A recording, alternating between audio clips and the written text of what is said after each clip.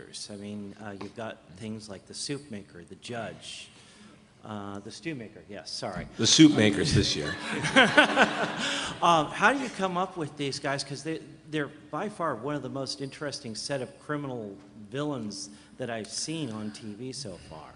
Well, I would say one of the baseline questions that helps every episode is we have to ask ourselves something that was established in the pilot, which is, these are criminals the FBI doesn't know exists. So that eliminates a lot of people. And so from just the very sort of first hurdle that we have to get past, we have to look in areas that are very obscure. And so that's the sort of initial path that we take. And after that, it's very difficult.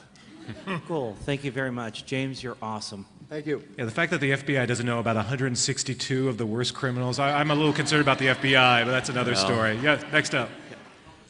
Yeah, so I think everybody in the room can agree with me that Red's "One More Time" monologue in the box was probably the best written and best played moment on TV this year. So my question for you, James, is as an actor, how did you prep for that monologue? And even for that whole episode, what obstacles did you face and things like that?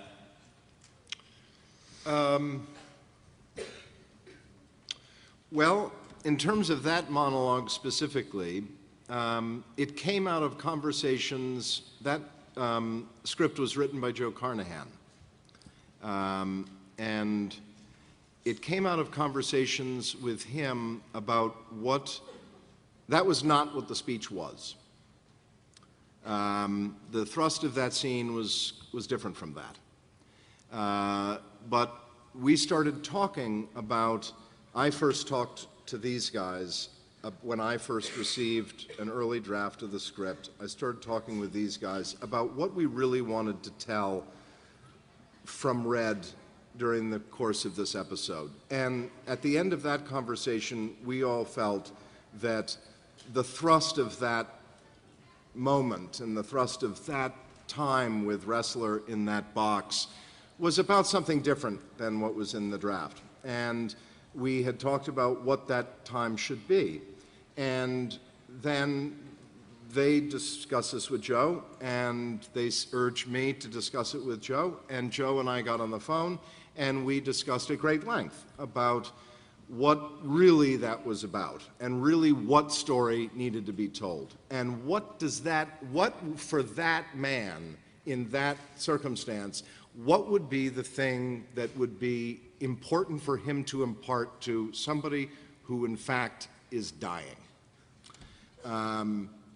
And so once those conversations took place and we realized that there was now a new structure for what the thrust of that scene was, Joe took a pass, and then I called up Joe, and Joe put in his things that he wanted to have time for before he would die, and I called him up and I told him the things that I felt were important.